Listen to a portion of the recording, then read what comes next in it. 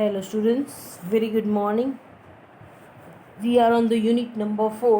આપણે unit number 4 કરીએ છીએ. યુનિટ નંબર 4ની અંદર આપણે કેસ લોઝ કરીએ છીએ.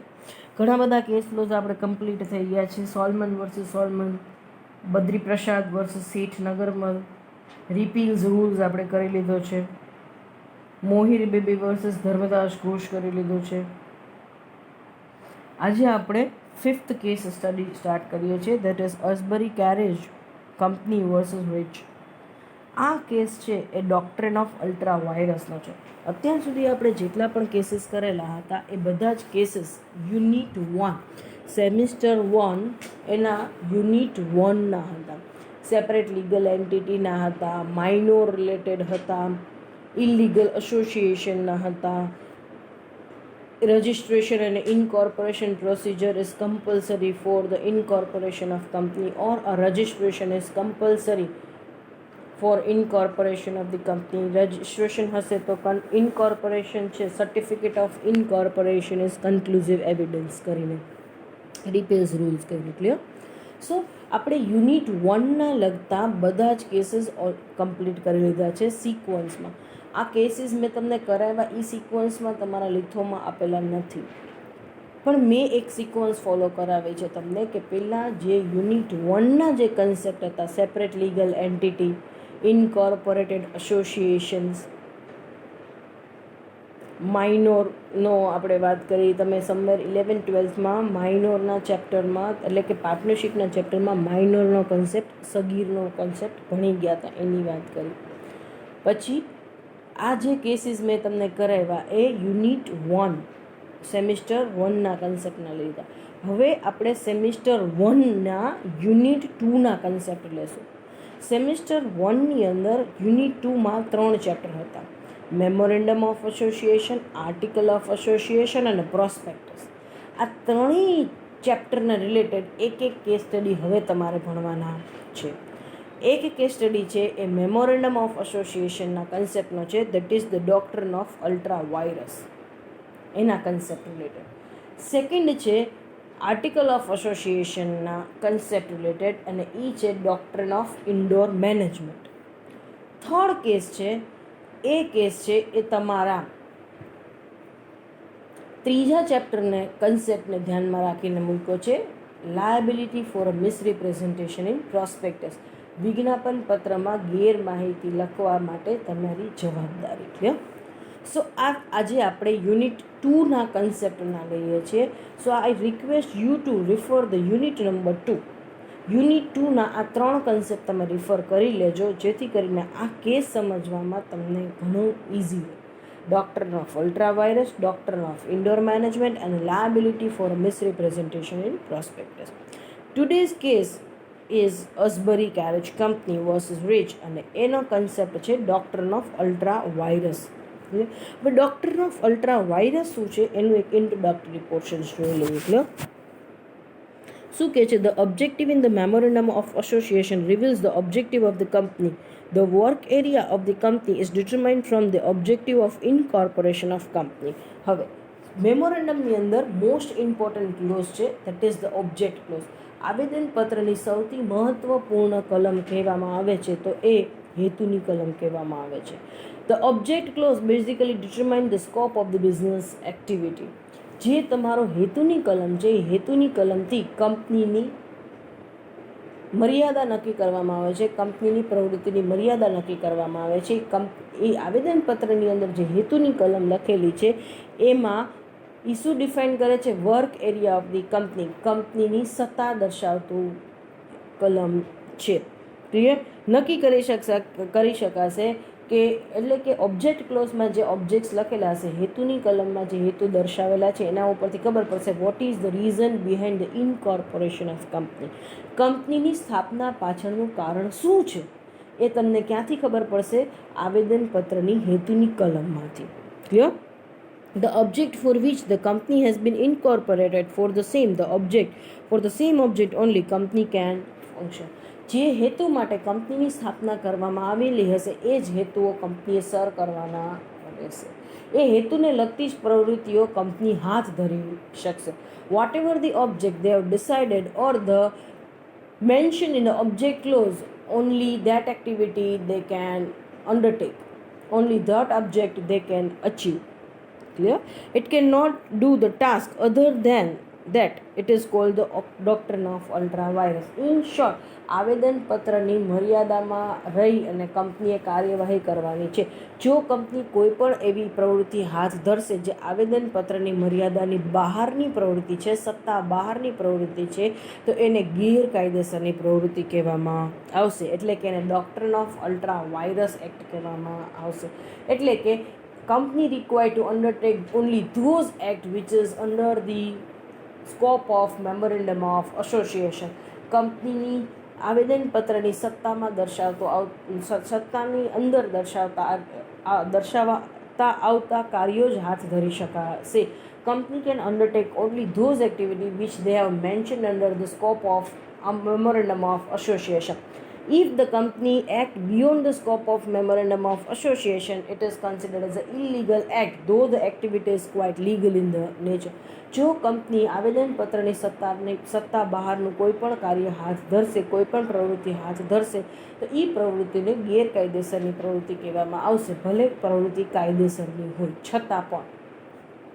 સે ફોર એક્ઝામ્પલ, કોઈ એક કોલેજ છે એને એન્જિનિયરિંગ ચલાવવાની કોઈ પરમિશન લીધી નથી. એ કોલેજે ખાલી ને ખાલી બેચલર કોર્સીસ કોમર્સ મેનેજમેન્ટના ચલાવવાની પરમિશન્સ લીધી છે કે બીકોમ અને બીબીએ ચાલશે. તો આવી કોલેજ મીન્સ આ લોકો એવું વિચારે કે ઇન્ફ્રાસ્ટ્રક્ચર ખાલી પડ્યું છે, હવે એન્જિનિયરિંગ કોલેજ આપણે ચાલુ કરવું હોય તો કરી દઈએ, એમાં શું છે, એન્જિનિયરિંગનો સ્ટાફ લઈ લેશું, ક્લાસ તો પડ્યા છે. તો એ લોકો એન્જિનિયરિંગ કોલેજ સ્ટાર્ટ કરી દીધી તો ચાલશે. આ ઇલીગલ થશે. કાંઈ એન્જિનિયરિંગ કોલેજ ચાલુ કરવી એ ગેરકાયદેસર નથી, પણ એની સત્તામાં આવતું નથી અને ચલાવે છે એટલે ગેરકાયદેસરનું છે. એને એના હેતુની કલમમાં ક્યાંય એવું લખેલું નથી કે will provide the engineering education also, અમે આ કોલેજ પણ ચાલુ કરશું, આ કોર્સ પણ ચલાવશું. એની સત્તા બહારનો કોર્સ છે, એની કોઈ પરવાનગીની એને યુનિવર્સિટી પાસેથી લીધેલી નથી. એટલે એન્જિનિયરિંગ કોલેજ ચલાવવું એ ગેરકાયદેસર નથી, પણ આ કોલેજ માટે ગેરકાયદેસર છે. શું કામ એને? કારણ કે એના હેતુની કલમમાં એ પ્રવૃત્તિ દર્શાવેલી નથી. એટલે યાદ રાખવાનું, આવેદનપત્રમાં જે પ્રવૃત્તિ દર્શાવેલી ન હોય, આવેદનપત્રની બહારની પ્રવૃત્તિ કોઈ પણ હાથ ધરવામાં આવશે તો એને ગેરકાયદેસરની પ્રવૃત્તિ ગણવામાં આવશે. The object of the memorandum of association limit the power of the company. એટલે કે કંપની ખાલી ને ખાલી એવી જ પ્રવૃત્તિઓ હાથ ધરી શકશે જેને આવેદનપત્રમાં દર્શાવેલી હોય. Ultra vires task does not bound the company, they are without the legal effect and void. જો કોઈ પ્રવૃત્તિ કંપનીના આવેદનપત્રની સત્તા બહારની પ્રવૃત્તિ હશે તો એને અલ્ટ્રા વાયરસ એક્ટ કહેવામાં આવે છે અને કંપની છે એને માન્ય ગણતી નથી. એટલે કે કંપની માટે એ પ્રવૃત્તિ રદ માન્ય છે, ત્રાહિત પાર્ટી માટે પણ એ પ્રવૃત્તિ વોઇડ એટલે રદ માન્ય છે. વિધાઉટ ધ લીગલ ઇફેક્ટ, એની કોઈ કાયદેસરની અસર આવતી નથી, કારણ કે અલ્ટ્રા વાયરસ એક્ટ છે એટલે પહેલેથી જ રદ માન્ય એને ગણવામાં આવે છે. સો કંપની સત્તા બહારની કોઈ પણ પ્રવૃત્તિ હાથ ધરશે તેને રદ માન્ય ગણવામાં આવશે, કંપની તરફથી અને ત્રાહિત વ્યક્તિ તરફથી, ત્રાહિત પાર્ટી તરફથી. Clear? Even if all the members unanimously pass the resolutions, then also it cannot be made binding or the legal.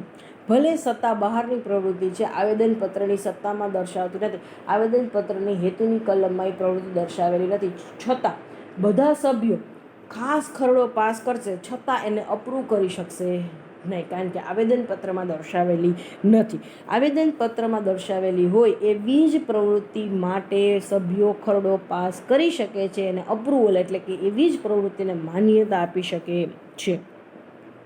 બીજી કોઈ પ્રવૃત્તિને માન્યતા આપશે તો all the members and the directors who have undertake this act they are personally liable. જો સત્તા બહારની કોઈ પણ પ્રવૃત્તિને માન્યતા આપશે કે એ પ્રવૃત્તિ હાથ ધરશે તો જે સભ્યોએ આ પ્રવૃત્તિ કરેલી છે એ લોકો વ્યક્તિગત રીતના જવાબદાર ઠેરાશે. ક્લિયર?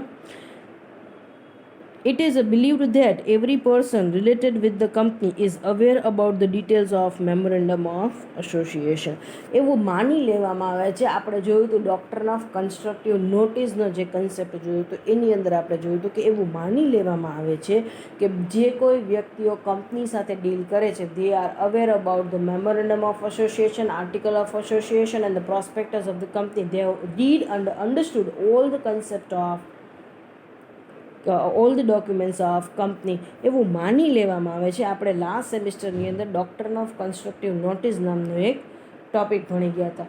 એની અંદર આપણે માની લીધું હતું કે થર્ડ પાર્ટી જે લોકો કંપની સાથે ડીલ કરે છે, કંપની સાથે જે કોઈ વ્યવહાર કરે છે, એ લોકોએ કંપનીના હરેક પત્રકો વાંચી લીધા છે, સમજી લીધા છે એવું ધારી લેવામાં આવે છે પછી જે કંપની સાથે કોઈ પણ પ્રકારની ડીલિંગ કરે છે. So matter of a fact, in this company, શું છે, what is the actually case matter? In this case, the company was incorporated with the object to do a business of mechanical engineers and the contractor. Mechanical tools, spare parts બનાવવા માટે આ company incorporate થઈ હતી. The company's director had signed the financial agreement to give the financial assistance for the construction of the railway in the Belgium.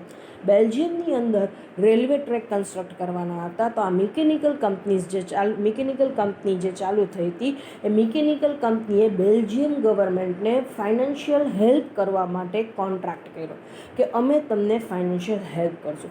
હવે to provide the financial support, to provide the financial assistance is nowhere mentioned in the memorandum of association under the object clause. કંપનીના આવેદનપત્રની અંદર હેતુની કલમની અંદર આવું ક્યાંય પણ દર્શાવેલું નથી કે અહીંયા બેલ્જિયમ ગવર્મેન્ટને તમે કોઈ પણ નાણાકીય સહાય આપશો. એટલે કે કંપનીના ફંડ છે that can be utilise for the financial assistance. કંપનીની મૂડી છે એ ક્યાંય પણ નાણાકીય સહાય માટે ઉપયોગમાં લઈ શકાય એવું ક્યાંય મેન્શન કરેલું નથી. So company can not undertake the contract to help to provide the financial assistance to the Belgian government. This agreement was approved by the member also.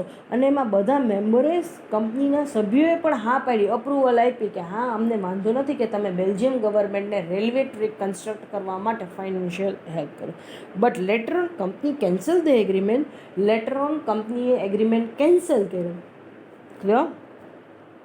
શું કામ એને એગ્રીમેન્ટ કેન્સલ કર્યો? કારણ કે કંપનીનો જે ફંડ છે, કંપનીની જે શેર કેપિટલ છે એની અંદર ક્યાંય કંપનીના ઓબ્જેક્ટ ક્લોઝમાં એવું મેન્શન કરેલું નથી કે company's director has a right to use the company's fund for the financial assistance. Company પોતાના ફંડમાંથી કોઈને મદદ કરી શકે, નાણાકીય સહાય કરી શકે એવો કોઈ ઓબ્જેક્ટ મેન્શન કરેલો નથી. સો ભલે સભ્યોએ એને અપ્રુવલ આપી, ખરડો પાસ કરીને, છતાં પણ કંપનીના આવેદનપત્રની અંદર હેતુની કલમમાં આ વસ્તુ નથી લખેલી એટલે સભ્યો અપ્રુવલ આપે તો પણ આ વસ્તુ માન્ય ગણાશે નહીં. If the members give approval two this act, અને જો એ થઈ હોત તો જેટલા રૂપિયા ફાઇનાન્શિયલ આસિસ્ટન્સમાં આપ્યા હોત એટલા વ્યક્તિગત રીતના સભ્યોએ પાછા કંપનીના ફંડમાં પૂરા પાડવા પડે. જેટલું ફંડ કંપનીનું ડોનેશન પેટે ઘટાડ્યું હતું એટલું ફંડ પોતે વ્યક્તિગત રીતના પાછું કંપનીને પૂરું પાડવું પડે. As the object is not mention in the memorandum of association. Judgement શું આવ્યું? The House of the Lord held in this case that the member cannot approve the such agreement because such an agreement was beyond the object of the company. Company cannot undertake any act which is beyond the scope of object clause, which is beyond the scope of memorandum of association. આવેદનપત્રની સત્તાની બહારની આવતી કોઈ પણ પ્રવૃત્તિઓ company હાથ ધરી શકતી નથી. It was an ultra virus action because in the memorandum of the company was not given such a power, that is why it is void. આવેદનપત્ર એ કોઈ કાર્ય કરવાની સત્તા આપતું નથી એટલે આ કાર્ય રદ માન્ય ગણવામાં આવે છે. The use of the fund of the company can be made only for the implementations of the object of the company. કંપનીના ફંડ છે, કંપનીની જે મૂડી છે એ ફક્ત ને ફક્ત કંપનીના આવેદનપત્રમાં જે હેતુઓ દર્શાવવામાં આવેલા છે હેતુસર કરવા માટે જ વાપરી શકાય છે, યુઝ કરી શકાય છે.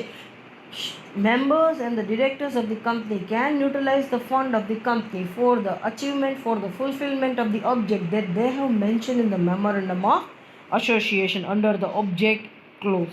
If the company takes the actions beyond its object, then the doctrine of ultra vires is applied. Member cannot approve the any act going beyond the object of the company. કંપનીના હેતુ બહાર જઈ કંપનીના દર્શાવેલા હેતુ વગરની કોઈ પણ પ્રવૃત્તિઓ હાથ ધરી શકતી નથી. કંપનીના આવેદનપત્રમાં જે હેતુઓ દર્શાવેલા છે હેતુને લગતી જ કાર્યવાહીઓ કંપની હાથ ધરી શકે છે. એમાં જ રૂપિયા ઇન્વેસ્ટ કરી શકે છે. બીજા કોઈ પર્પઝમાં કંપની છે ઇન્વેસ્ટ કરી શકતી નથી. Simple example, if the company have mentioned that they will manufacture the ice cream, પછી એ પાછળથી બુક પબ્લિશ કરવા માંડે તો આ એક્ટને અલ્ટ્રા વાયરસ એક્ટ કહેવાય. To publish a book is not a illegal thing, પણ કંપનીના ઓબ્જેક્ટ ક્લોઝમાં નથી. સ્કૂટર બનાવવા માંડે તો ચાલશે? નહીં ચાલે. જે એક્ટિવિટી ઓબ્જેક્ટ ક્લોઝમાં દર્શાવેલ છે એ જ પ્રવૃત્તિઓ હાથ ધરવાની છે. શું કામ એને કંપની એટલી સ્ટ્રિક્ટ છે? Two protect the interest of the share holders, two protect the interest of creditor and two protect the interest of public. લોકોનું, શેરધારકોનું, ક્રેડિટરનું હિત જાળવવા માટે કંપનીએ આ જોગવાઈ બનાવેલી છે. કંપની ધારાએ આ જોગવાઈ બનાવેલી છે. નહીંતર તો ખબર જ કેમ પડશે કે હું કયા પર્પઝ માટે પૈસા આપું છું અને કંપની કયા પર્પઝ માટે યુઝ કરશે. શેરધારક કયા હેતુ માટે રૂપિયા આપે છે અને કંપની કયા હેતુમાં એ રૂપિયા વાપરી નાખશે તો ખબર જ નથી. એટલે શેરધારકોને પૂરેપૂરી શ્યોરિટી છે કે કંપનીને આ હેતુ માટે આપણે રૂપિયા આપેલા છે એટલે કંપની આ જ હેતુથી, આ જ પર્પઝથી આ રૂપિયા વાપરશે. In this case it was a further held that the company cannot go beyond the power given by the law or memorandum of association. There are two objectives behind the control. આ વસ્તુ control કરવા માટેના કે આ વસ્તુ શું કામ એને કંપનીઝ એક્ટે આ જોગવાઈ બનાવેલી છે કે you have to stick to the object clause. ધંધાની તમામ પ્રવૃત્તિઓ હેતુની કલમની આજુબાજુમાં જ થવી જોઈએ, એને લગતી જ થવી જોઈએ. શું કામ એના સ્ટ્રિક્ટ પ્રોવિઝન્સ લાદી દીધી છે? શું કામ એને તે કહે કે object is to protect the interest of share holder અને object is to protect the creditor of the company. They are entitled to see that whether their money is not invested in a unauthorized activity. કાલ સવારે મેં કોઈ કંપનીમાં પૈસા રોક્યા છે, મેં suppose Reliance ઇન્ડસ્ટ્રીઝમાં પૈસા રોક્યા છે, તો રિલાયન્સ પેટ્રોકેમિકલ્સમાં મેં પૈસા રોક્યા છે, તો એનું પૈસા રોકતા પહેલાં મેં એનું ડોક્યુમેન્ટ રીડ કર્યા હશે બધા. એ ડોક્યુમેન્ટમાં they have mention the activities કે આ એક્ટિવિટી માટે અમે ફંડ યુટિલાઇઝ કરશું, તો મને પૂરી શ્યોરિટી હશે કે they will utilise the fund for this activities only, no one other than this. એટલે કે શેર હોલ્ડર્સ, ક્રેડિટર્સને શ્યોરિટી છે કે આપણે જે ફંડ માટે, જે એક્ટિવિટી માટે ફંડ ઇન્વેસ્ટ કર્યો છે એ લોકો એ જ એક્ટિવિટી કરશે. They will not channelise the fund anywhere else. બીજે ક્યાંય લોકો ફંડનો ઉપયોગ કરશે નહીં. The fund of the company can be utilise for the purpose of implementing the object of the company. કંપનીનો હેતુ છે એ અમલમાં મૂકવા માટે, કંપનીનો હેતુઓ સર કરવા માટે જ એ યુઝ થશે, બીજી કોઈ પ્રવૃત્તિ માટે થશે નહીં. તો કાલ સવારે નહીતર શું થશે કે રિલાયન્સ પેટ્રોકેમિકલમાં મેં પૈસા રોક્યા છે, એ પૈસાનો ઉપયોગ બીજે ક્યાંક થતો હોય છે તો મને શેર હોલ્ડર્સને ખબર નથી. હવે કાલ સવારે રૂલ શું છે? લિમિટેડ લાયબિલિટીનો. ક્લિયર? કે કંપની સેપરેટ લીગલ એન્ટિટી. કાલ સવારે કંપની ડૂબી જશે, ખોટી કોઈ પ્રવૃત્તિ કરશે, એમાં લોસ જશે અને પૈસા ડૂબી જશે, તો કોણ જવાબદારી લેશે? કોઈ માલિક તો છે નહીં કે એની વ્યક્તિગત મિલકતમાંથી ફંડ ચૂકવે, ડેટ ચૂકવે, દેવું ચૂકવે. કંપની પાસે ફંડ હશે, એમાંથી દેવા ચૂકવાશે. નહીં હોય તો કંપની ઇન્સોલ્વન્ટ ડિક્લેર થઈ જશે. તો કાલ સવારે સિક્યોરિટી શું? શેર હોલ્ડર્સ, ક્રેડિટર કંપનીને પૈસા આપે છે, એમાં એની સિક્યોરિટી શું? કે જે વસ્તુ માટે પૈસા આપ્યા છે એ જ વસ્તુમાં એ વપરાય છે. સપોઝ તમને હોમ લોન આપે છે બેંક, તો એ કેમ બેંક છે એ દસ્તાવેજ એની પાસે રાખી મૂકે છે જ્યાં સુધી હોમ લોન પૂરી ન થાય ત્યાં સુધી, કે તમે એના જ માટે પૈસા વાપરો છો. નહીં તો સિક્યોરિટી શું? તમને હોમ લોનના પૈસા આપ્યા, તમે બીજે વાપરી આવશો તો. ક્લિયર? સો અહીંયા તમને એક સ્પેસિફિક સિક્યોરિટી આપવામાં આવે છે, કે શ્યોરિટી આપવામાં આવે છે કે જે વસ્તુ માટે પૈસા લઈએ છીએ, જે પ્રવૃત્તિ માટે પૈસા લઈએ છીએ, એ જ પ્રવૃત્તિમાં એ વસ્તુ યુટિલાઇઝ કરીએ, એ પ્રવૃત્તિમાં જ એ ફંડ યુટિલાઇઝ કરીએ છીએ. So hereby we are completing our today's case analysis. આજે આપણે અસબરીનો કેસ કમ્પ્લીટ કર્યો અને એ કેસ હતો ડોક્ટ્રિન ઓફ અલ્ટ્રા વાયરસ. આવતીકાલે આપણે પાછો એક કેસ લેશું. એ રોયલ બ્રિટિશ બેંકનો છે અને એ કેસ છે ડોક્ટ્રિન ઓફ ઇન્ડોર મેનેજમેન્ટનો. રોયલ બ્રિટિશ બેંક વર્સિસ સ્ટોકવેનનો છે અને એ છે ઇન્ડોર મેનેજમેન્ટનો. આવતીકાલે કેસનો લેક્ચર્સ આવડતા પહેલાં આ કન્સેપ્ટ એકવાર વાંચી લેજો, તમારા રિફર કરી લેજો આ concept, doctrine of ultra vires, doctrine of indoor management અને liability for misrepresentation in prospectus. હવે આપણે 2 કેસ બાકી રહ્યા છે. એક કેસ મેં કીધું એવી રીતના રોયલ બ્રિટિશ બેંકનો છે અને બીજો કેસ છે ગર્નીનો કેસ છે. ક્લિયર? પીક વર્સિસ ગર્નીનો, liability for misrepresentation in prospectus. Then after when finish, એટલે આ વીકમાં આપણે યુનિટ નંબર 2 કમ્પ્લીટ કરી દઈશું. Clear? Thank you so much for this session.